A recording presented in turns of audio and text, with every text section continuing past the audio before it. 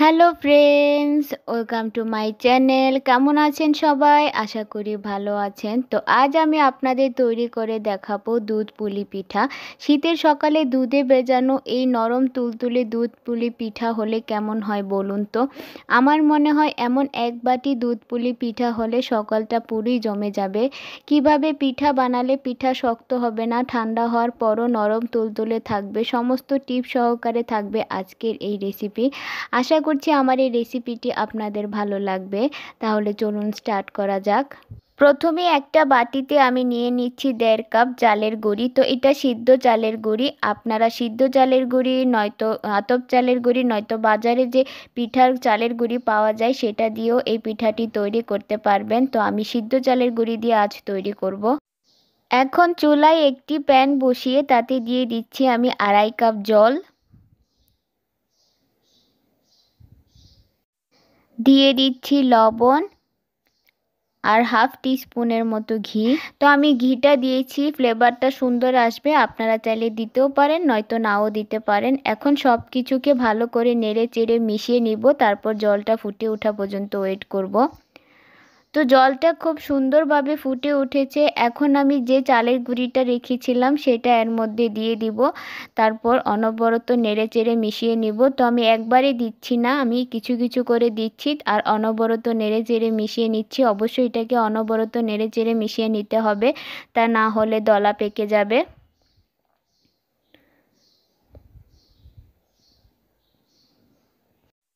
এখন গ্যাসের আঁচটাকে লো টু মিডিয়ামে করে ঢাকনা দিয়ে ঢেকে দেব 5 মিনিটের জন্য।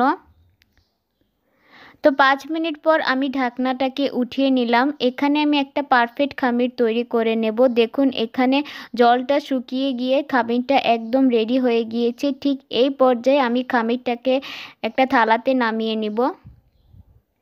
তারপর এভাবে কিছুটা ছড়িয়ে দেব যেন এটা হালকা ঠান্ডা হয়ে যায়। তো এটাকে পুরোপুরি ঠান্ডা করা যাবে না, এটাকে হালকা ঠান্ডা করে নিতে হবে। তো আমি হাত দিয়ে চেক করে নিলাম, এটা হালকা ঠান্ডা হয়ে গিয়েছে। এখন যতটা সম্ভব আমি হাত দিয়ে এটাকে মেখে নেব। এখানে আমি একটা মসৃণ ডো তৈরি করে নেব। আমরা রুটি করার জন্য যেরকম ডো তৈরি করি ঠিক সেই রকম ডো তৈরি করে নিতে হবে। তো এখানে আমার খুব সুন্দর একটা মসৃণ ডো তৈরি হয়ে গিয়েছে। এখন এই ডো থেকে আমি ছোট ছোট লেচি কেটে নেব, এতে করে পিঠাগুলো সবগুলো সমান হবে। তো আপনারা পিঠাগুলো বড়ও করতে পারেন, ছোটও করতে পারেন। আমি আজ এই পুলি পিঠাগুলো ছোট ছোট তৈরি করব। তো আমি সবগুলো লেচি কেটে নিয়েছি আর এখানে আমি একটা বাটিতে নিয়েছি নারকেলের পুর। আমি নারকেল আর গুড়কে জাল করে পুর বানিয়ে নিয়েছি। আপনারা চাইলে দুধের ক্ষীর দিয়ে এই পিঠাটি তৈরি করতে পারেন। আমি নারকেলের পুর দিয়ে আজ তৈরি করে দেখাবো। এখন এখান থেকে আমি একটা লেচি নিয়ে নিলাম, তারপর এভাবে 2 হাতের তালুর মাধ্যমে লেচিটাকে কিছুটা মসৃণ করে তারপর একটা ছোট বাটির মতো তৈরি করে নেব। এখন আমি এর মধ্যে দিয়ে দিব কিছুটা নারকেলের পুর।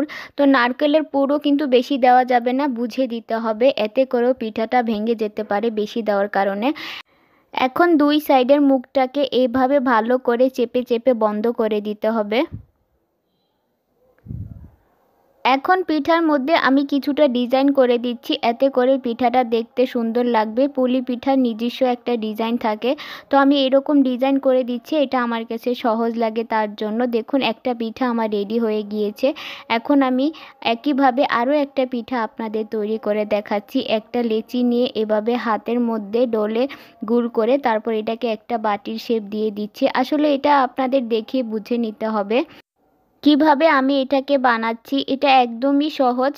এখন আমি এর মধ্যেও কিছুটা পুর দিয়ে 2 সাইডের মুখটাকে এভাবে ভালো করে চেপে চেপে লাগিয়ে দিচ্ছি। একইভাবে আমি এটার মধ্যেও ডিজাইন করে নিচ্ছি। এইভাবে আমি বাকি সবগুলো পিঠাকেও বানিয়ে নেব। দেখুন আমার এই পিঠাটাও রেডি হয়ে গিয়েছে।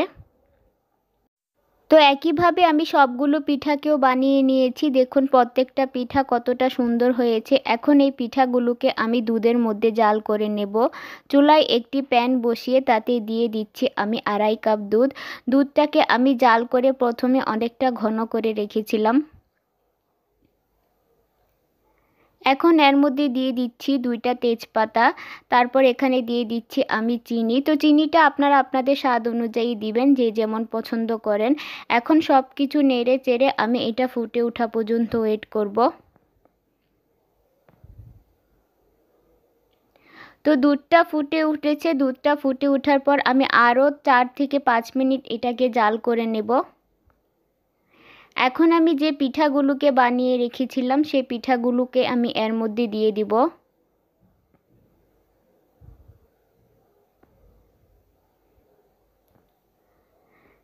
এখন আমি হালকা হাতে এগুলোকে নেড়েচেড়ে মিশিয়ে দিব। তো আপনারা এখানে চাইলে চিনির পরিবর্তে খেজুরের গুড় দিয়েও এই পিঠাটি তৈরি করতে পারেন, এতে করে এর টেস্টটা আরও দ্বিগুণ বেড়ে যাবে। পিঠাগুলোকে দুধের মধ্যে আমি 4 থেকে 5 মিনিট জাল করব, এর থেকে বেশি জাল করা যাবে না। মাঝে মধ্যে হালকা হাতে এইভাবে একটু নেড়েচেড়ে দিতে হবে। তো এটাকে জুড়ে নাড়াচাড়া করা যাবে না, হালকা হাতে নাড়াচাড়া করতে হবে। তো পিঠাগুলোকে আমি 4 থেকে 5 মিনিট জাল করে নিয়েছি, এটা হয়ে গিয়েছে। এখন আমি গ্যাসের ফ্লেমটাকে অফ করে দিলাম। আমি আপনাদের সার্ভ করে দেখাচ্ছি কেমন হয়েছে পিঠাগুলো। একটা দুধ পুলি পিঠা আমি বাটিতে নিয়ে দেখাচ্ছি এটা কতটা নরম হয়েছে। দেখুন এটা কতটা সফট হয়েছে আর নরম হয়েছে। এইভাবে আপনারা পিঠা বানালে আপনাদের পিঠাগুলো হবে নরম তুলতুলে।